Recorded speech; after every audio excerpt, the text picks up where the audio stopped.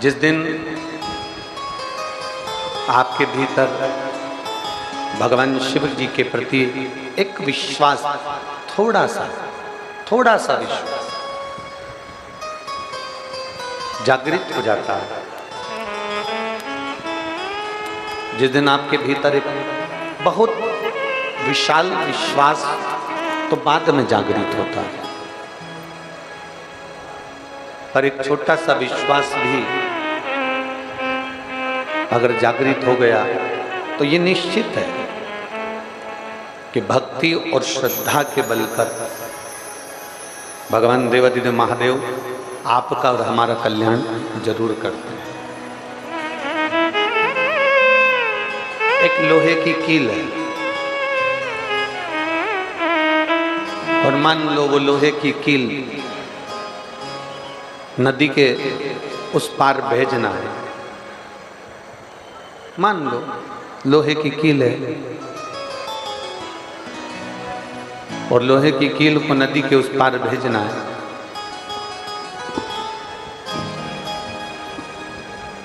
अब वो लोहे की कील को तुमने पानी में डाल दिया तो पानी में डालने के बाद वो लोहे की कील तो पानी में डूब जाएगी। वो लोहे की कील को अगर मध्य में फेंक दिया तो वो पानी में डूब जाएगी।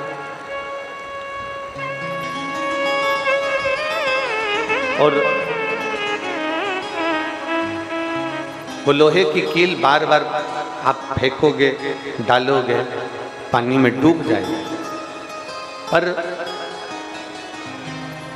शिव महापुराण की कथा कहती है अगर उस लोहे की कील को एक लकड़ी में अगर ठोक दिया जाए, लकड़ी में अगर उसको गाड़ दिया जाए, ठोक दिया जाए तो वो लोहे की कील धीरे धीरे धीरे धीरे पानी के साथ में बहती बहती पार उतर जाए। पीछे क्या प्रॉब्लम आ रही है? पीछे वालों को एलईडी नहीं चल रही है कि साउंड नहीं चल रहा है?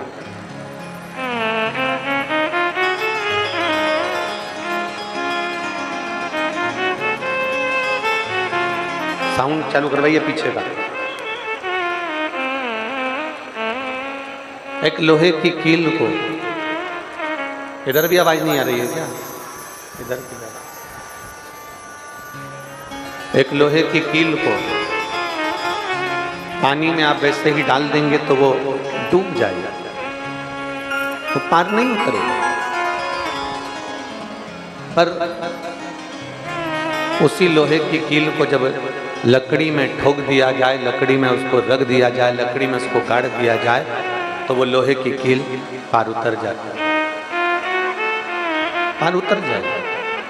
बस शिव महापुराण की कथा भी यही कहती है, भगवान शंकर का संवाद भी यही कहता है, शिव तत्व भी यही कहता है, भगवान ओगड़दानी की कथा भी यही कहती है कि अपने आप को, इस मन को, इस चित्त को, इस भव सागर से अगर पार उतरना है, संसार सागर से यदि पार उतरना है, भव सागर से अगर हमको पार उतरना है तो भगवान के चरणों में इस मन को भगवान भोलेनाथ जी के चरणारविंद में ले जाकर इसको वहाँ ठोक दीजिए, इस मन को वहाँ ले जाकर छोड़ दीजिए। भगवान इसको पार इस भव सागर से कर ही देता है निश्चित। बस आपको और हमको भगवान की अविरल भक्ति को धारण करना है।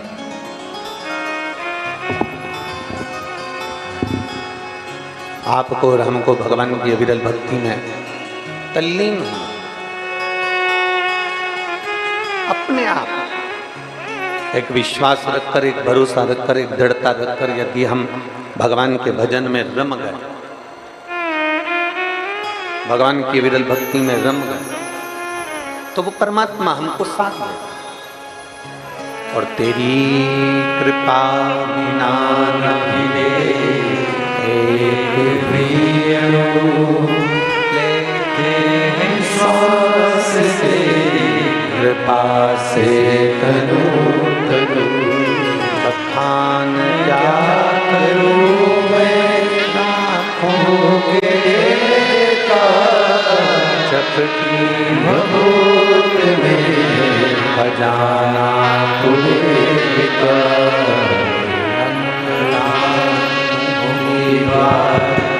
ओमकार तू भोले ओमकार तू आयो शरण तिहार शंभुकार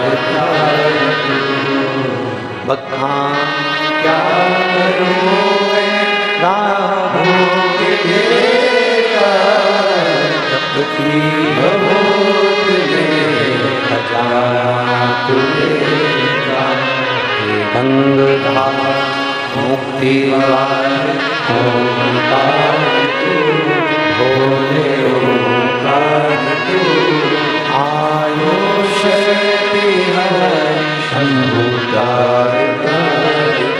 जब हम शिव की अविरल भक्ति में, जब हम भगवान की अविरल भक्ति में डूबने का प्रयास करते हैं, वो तारने का प्रयास करते हैं, एक निगाह भरकर, एक दृष्टि से,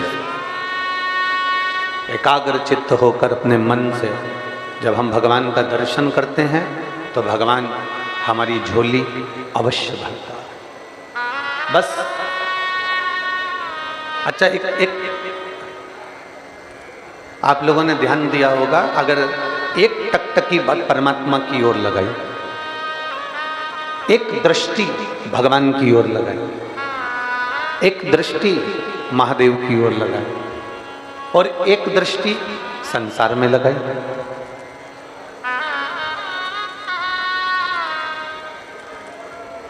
कभी किसी कोई स्त्री है, कोई कन्या है, कोई लड़की है, कोई व्यक्ति है, कोई पुरुष है, कोई लड़का है, कोई खूब बोल्ड आदमी है, कोई दादागिरी वाला है या कोई अन्य है,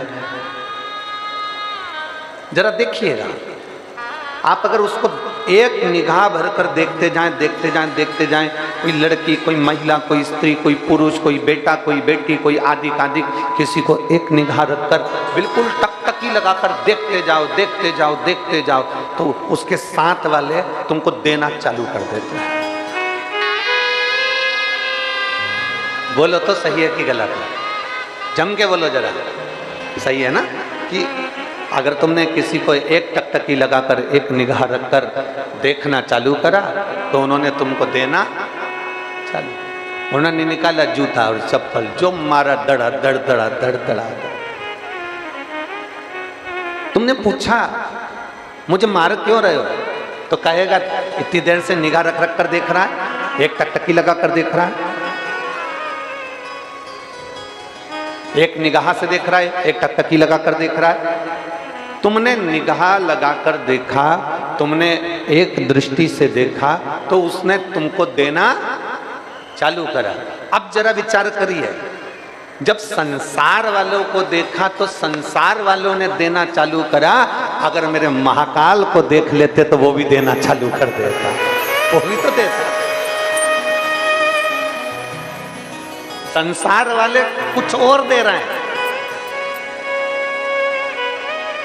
संसार वाले तो दिए, उठाए ने जूता मार दिया, चप्पल मार दी ने, अब शब्द कह दिया, ताने दे दिए। संसार वाले तो ना जाने क्या दे, उसका कोई भरोसा नहीं है। पर यदि वही दृष्टि तुमने जैसे दूसरे को देखा, एक टकटकी लगाकर देखा, एक ध्यान लगाकर, एक निगाह से देखा, तो संसार वालों ने दिया। अगर वही निगाह, वही टकटकी, वही ध्यान अगर परमात्मा पर दिया होता, वही टकटकी, वही दृष्टि, वही नेत्र तुमने अगर भगवान को दिए होते, तो मेरा भगवान भी देना चालू करता और इतना देता कि तुमसे बटोरा नहीं जाता।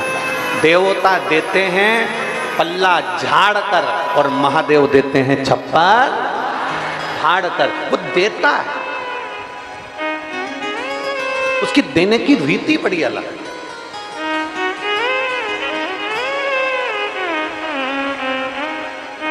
बस आप उस परमात्मा को निहार कैसे रहे,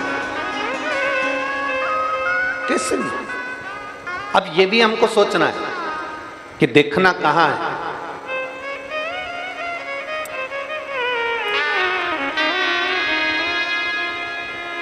जब विशेष शरीर में अगर कोई रोग उत्पन्न हो जाता है, बहुत शरीर के अंदर अगर कोई बहुत बड़ी बीमारी हो जाती है, बहुत बड़ा रोग हो जाता है, बहुत तकलीफ आने लगती है, बहुत तकलीफ। डॉक्टर ने कह दिया कमर का गुरिया खसक गया, डॉक्टर ने कह दिया तुम नीचे नहीं बैठ पाओगे, डॉक्टर ने कह दिया तुम्हारी यह हड्डी बढ़ गई है, यह हड्डी का ऑपरेशन करना पड़ेगा। डॉक्टर से जांच करवाते रहो और साथ में एक प्रयोग करते रहो। जैसे ये जलाधारी है, ये शिवलिंग है, यहां से पानी नीचे बहता है, थोड़ा समझिएगा। ये जलाधारी है, ये पानी बहने का स्थान जलाधारी का, ये पीठी का, संपूर्ण पीठी का ये शिवलिंग। डॉक्टर कह दे कि ऑपरेशन की जरूरत पड़ रही है और तुम्हारा गुरिया खसक गया या तुम्हारी हड्डी बढ़ गई या तुम्हारी हड्डी का रोग बढ़ गया, ये शिवलिंग पर आप भगवान देवादिदेव महादेव को जल चढ़ाएं और जल चढ़ाने के बाद जो जल यहाँ बह कर आता है उस स्थान पर अगर जल चढ़ाया भी नहीं है तो जहां से पानी नीचे की ओर गिर रहा है उस स्थान पर गणेश, कार्तिकेय, अशोक सुंदरी वाली जगह से जब जल नीचे की ओर गिरता है उस स्थान पर अपना हाथ लगाकर बस कुछ देर तक उस हस्त कमल को उस स्थान पर लगाएं और भगवान शंकर का पंचाक्षर मंत्र नमः शिवाय या षडाक्षर मंत्र ओम नमः शिवाय या श्री शिवाय नमस्तुभ्यम भगवान का मंत्र का उच्चारण करें। यदि महामृत्युंजय मंत्र का स्मरण आता हो तो महामृत्युंजय मंत्र का स्मरण करें। हाथ का स्पर्श कर कर मार्कंडे बाबा का स्मरण कर कर और उस हाथ में ही थोड़ा सा जल झेलकर नंदी के पास बैठकर उसका आचमन करें। 20 से 22 दिन तक ये आचमन चालू रहने दो और 20 दिन के बाद फिर जांच करवाओ। धीरे धीरे शरीर की गुड़ियां काम करना प्रारंभ करेगी, हड्डी काम करना प्रारंभ। शिव तत्व को प्राप्त ये अविरल भक्ति, एक विश्वास, एक भरोसा, एक दृढ़ता। नेत्र भरकर देखो, मना नहीं।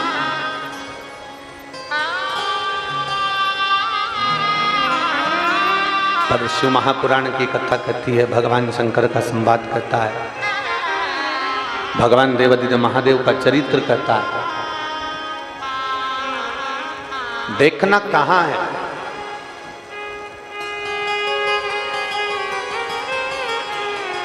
भागवत जी किस किसने सुनी है? हाथ उठाओ जल्दी से।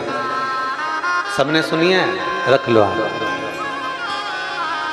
समुद्र मंथन की कथा सुनी है? अरे बोलो तो। सुनिए।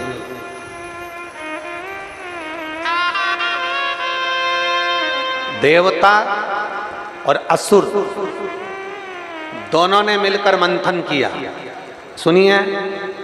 अरे बोलो तो जम के सुनिए।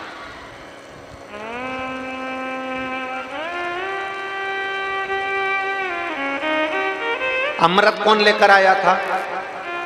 मोहिनी अवतार भगवान ने दिया और मोहिनी अवतार धारण कर कर भगवान अमृत को लेकर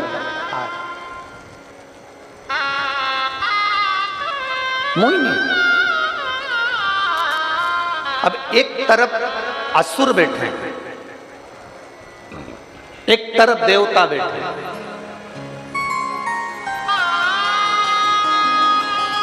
अमृत किसको मिला? बोलो जम के बोलो जल्दी से। असुरों को मिला। किसको मिला? देवताओं। शहनाई की आवाज कम करो। अमृत किसको मिला? देवता।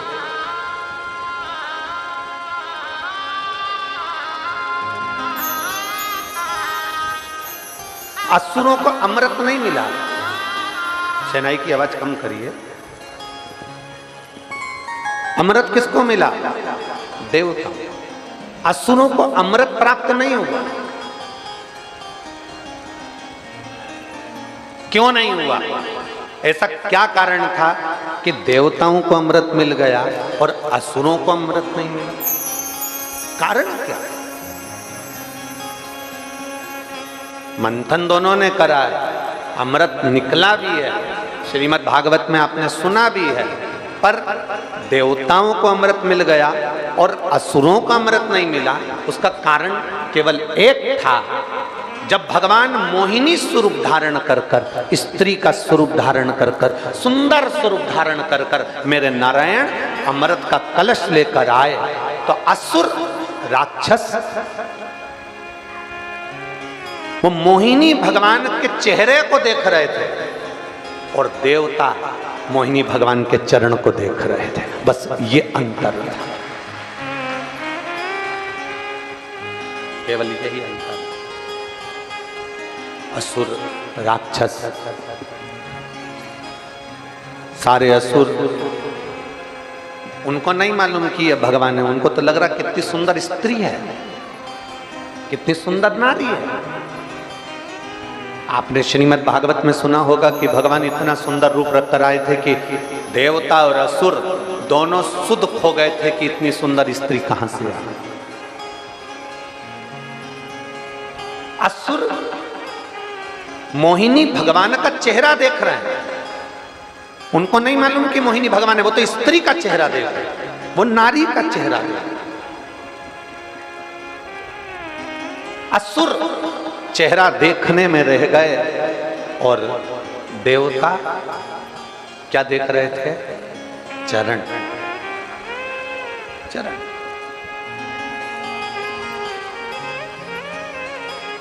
शिव महापुराण की कथा कहती है, किसी पर स्त्री का चेहरा देखने से अच्छा है उसके चरणार बिंद को नमन करो, उसके चरण को देख। पर स्त्री, पर नारी, कभी किसी पर नारी का चेहरा देखने से अच्छा है कि उसके चरण देख। और ये भरी सभा लगी, इतनी बड़ी सभा लगी हुई थी, देवता असुर दोनों बैठे हुए थे। असुर चेहरा देखने में रह जाते हैं और देवता भगवान के चरण देखने में। स्त्री है, उनको भी नहीं मालूम कि ये भगवान है, वो तो चरण देख रहे हैं, चरण। और जिसने, शिव महापुराण की कथा कहती है, जिसने अपनी जिंदगी में मेरे भगवान के चरण देख लिए, जिसने अपनी जिंदगी में भगवान के चरणारविंद को पकड़ लिया, पकड़ लिया, चरणार, जिसने पकड़ लिया, जिसने भगवान के चरणों को देखना प्रारंभ कर दिया, चरणों को छूना प्रारंभ कर दिया, चरणारविंद को देखना प्रारंभ कर दिया। किसी भी मंदिर में, भगवान के शिवालय में, देवालय में, कहीं पर भी जाओ, आप किसी भी मंदिर में पहुंचिए, अगर आते आते आप उस मंदिर की सीढ़ी को, आप उस मंदिर की चौखट को, आप उस मंदिर के शिखर को दर्शन करते हैं। शिखर का दर्शन क्यों करते हैं?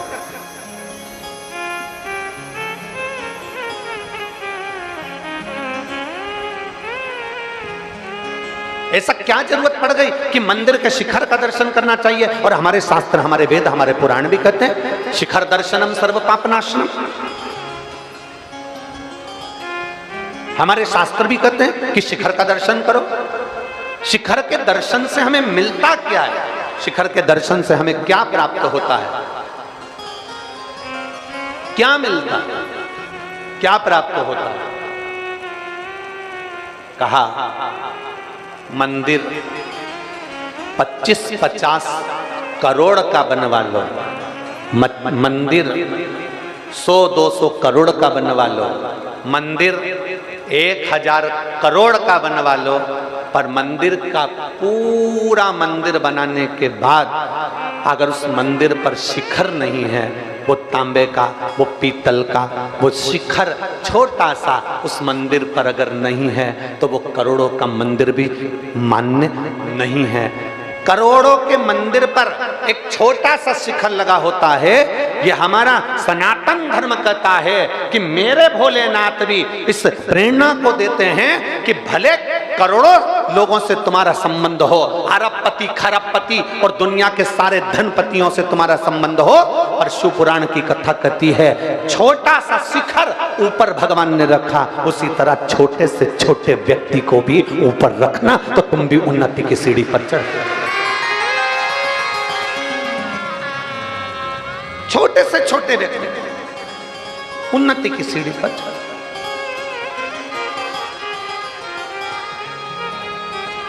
ए भाई,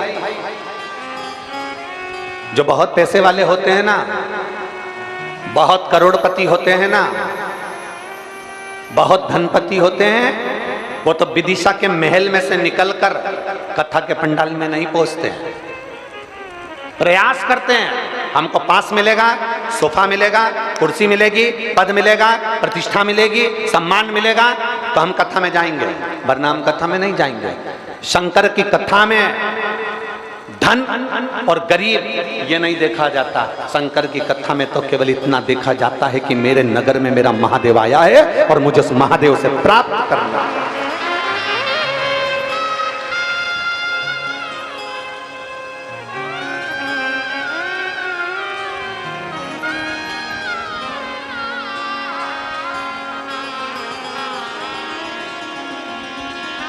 मेरे महादेव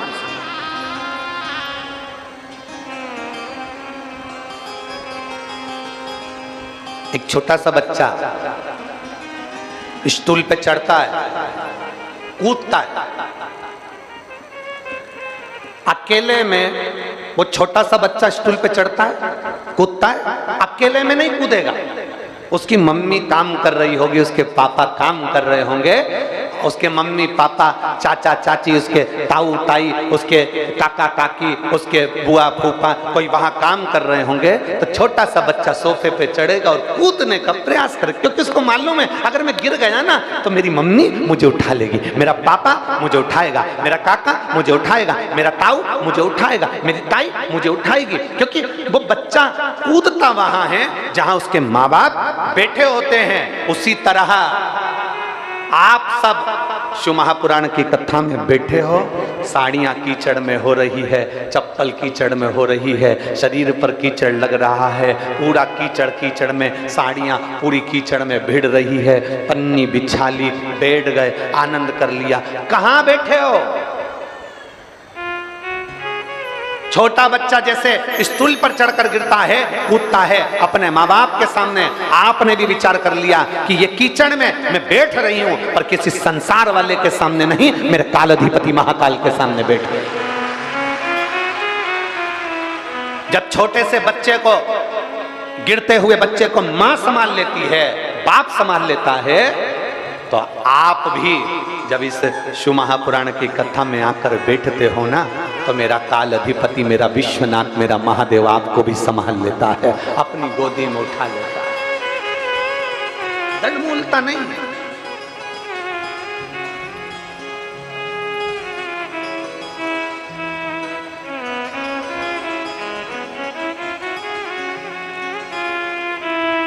कई लोग ऐसे भी मिलेंगे संसार में, शिव महापुराण की कथा होती है ना, तो जो समिति कथा कराती है या कोई व्यक्ति विशेष कथा कराता है, समझ जाओ, मंदिर के शिखर को देखकर समझ जाओ कि मेरा महादेव, मेरे राम, मेरे कृष्ण, मेरे दत्त, मेरी भवानी, मेरी दुर्गा एक छोटे से शिखर को ऊपर रखते हैं। हमें छोटे से छोटे व्यक्ति को साथ लेकर चलना, छोटे से छोटे व्यक्ति। जब हम छोटे से छोटे व्यक्ति को साथ लेकर चलते हैं तो हमारे जीवन की सार्थकता सिद्ध होती है। मेरे राम जी अयोध्या से चले थे, किसी पैसे वाले के घर में नहीं गए, किसी धनपति के घर में नहीं गए। मेरे राम जी चले थे, किसी वैभवपति के घर में नहीं गए। मेरे राम जी चले, किसी करोड़पति के घर में नहीं गए। मेरे राम जी अगर वन में गए तो एक एक संत, साधु, गुरु, ब्राह्मण, तपस्वी, साधक, उपासक, सन्यासी, साधक के पास में, अपने भक्त के पास में।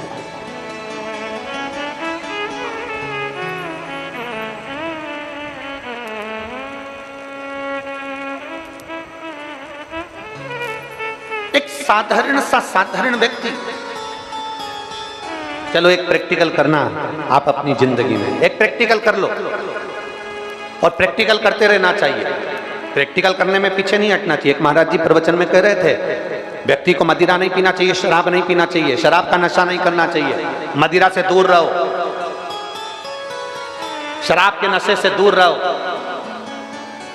उसी में महाराज का पहचान वाला बैठा था, उठ के खड़ा हो गया, बोलने लगा, वो महाराज तो इतनी बड़ी बड़ी बात कह रहा है, तेरा सग्गा भाई पी के तो नाली में पड़ा, हमको ज्ञान दे रहा, पहले उसको तो समझा ले। महाराज जी ने कहा, देख भैया, मैं भी प्रवचन दे रहा हूं और मेरा भाई भी प्रवचन दे रहा है, मैं मुख से समझा रहा हूं, मेरा भाई प्रैक्टिकल करके दिखा रहा है। तेरी मर्जी है, दोनों में कैसे समझेगा, ये हमारे ऊपर निर्भर करता है कि हम क्या। और प्रैक्टिकल करो, प्रैक्टिकल करते रहना चाहिए, प्रैक्टिकल करो, प्रैक्टिकल करते रहना चाहिए। और हम तो साइंस के स्टूडेंट रहे, तो हमारे अंदाजे में रहा कि प्रैक्टिकल करना अपनी जिंदगी के लिए एक अनुभव है। करिए प्रैक्टिकल।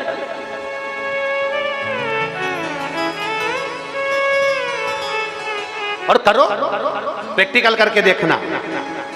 बहुत पैसा, बहुत पैसा एक अपने उस मित्र पर खर्च कर कर देखो जिसके पास में करोड़ों का धन है, और थोड़ा सा पैसा एक उस मित्र पर खर्च कर कर देखना जो बहुत साधारण सा है, जिसके पास में धन नहीं है, साधारण है। वो आपको अपनी पूंजी समझता है। आप पैसे वाले हो ना, आपका धन से उसको प्रेम नहीं है, वो आपको अपनी पूंजी समझता है। मेरा दोस्त बैठा है ना, समझ लेगा, उसको धन से मतलब नहीं, वो कभी नहीं मांगेगा। पैसे वाला पैसे वाले से धन मांग लेगा, पर गरीब बड़ा नहीं मांगेगा, संकोच करता है मांगने में, वो नहीं मांगेगा। दो मित्र हैं, एक धनपति है, एक साधारण सा है। वो धनपति जब तुम्हारी विपदा की घड़ी आएगी ना, सामने नहीं खड़ा होगा, पर वो साधारण जिसके ऊपर तुमने खुद खर्च नहीं करा, वो तुम्हारी विपदा की घड़ी में रात और दिन खड़ा मिल जाएगा। रात दिन तुम्हारी विपदा की घड़ी में खड़ा मिल जाएगा। एक नौकर चाकर साधारण सा सेवक जिसके लिए तुमने थोड़ा बहुत भी कर दिया, वो तुम्हारी विपदा की घड़ी में खड़ा मिल जाएगा। जिस रिश्तेदारों के लिए, नातेदारों के लिए, कुटुंबों के लिए, जिस परिवार के लिए तुमने करोड़ों का धन खर्च कर दिया, वो कोई तुम्हारे सम्मुख में आकर खड़े नहीं होंगे। वाह वारी दुनिया, मतलब की दुनिया में किसी का कोई नहीं। संसार में अकेले पैदा हुए हो, संसार से अकेले जाना है, संसार में अकेले आगे बढ़ने का प्रयास किया है, संसार में अकेले आकर संघर्ष किया है, संसार में अकेले रहकर तुम्हें उन्नति की सीढ़ी पर चढ़ना है। जब तुम चढ़ भी जाओगे अकेले के बल पर, तुमने बहुत कुछ करने का प्रयास कर लिया, तब तुम्हारी उन्नति की सीढ़ी पर चढ़े हुए लोग तुम्हें देख नहीं पाएंगे। इसलिए निवेदन है, अपना संघर्ष, अपना स्नेह छोटों को देना प्रारंभ करिए। अगर भगवान ने आपको धन दिया है, पैसा दिया है, कोई बच्चा पढ़ना चाहता है गरीब का, उस बच्चे को अच्छी एजुकेशन दिलाइए। कोई को दवाई की जरूरत है, धन भगवान ने दिया है, उसको दवाई की जरूरत है, उसको दवाई दिलाइए। मत दान करो तुम किसी को भी, 1 रुपया मत दो तुम किसी को, पर अपना अगर भगवान तुम्हें धन दे रहा है और कोई पड़ोसी का बच्चा गरीब है, उसको पढ़ना है, उसको एजुकेशन चाहिए, आप अपने बच्चे को डॉक्टर बना रहे हो, इंजीनियर बना रहे हो, कलेक्टर बना रहे हो, IAS ऑफिसर बना रहे हो, अपने बच्चे को पढ़ाओ, मना नहीं है, पर उस बच्चे के साथ में एक साधारण छोटे से बच्चे को जिसके पास में धन नहीं है, उसको पढ़ाने का प्रयास करना। एक बार तुम्हारी औलाद तुम्हें नहीं पूछेगी, पर जो गरीब के बच्चे को तुम पढ़ाकर कलेक्टर बना दोगे, वो बार बार पूछेगा।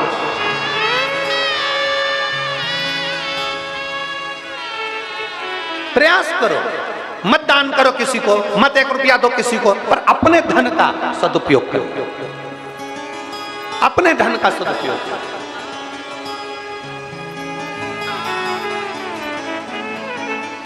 आज हम केवल अपने लिए सोचते हैं, अपने लिए करते हैं, बाकी का किसी के लिए, किसी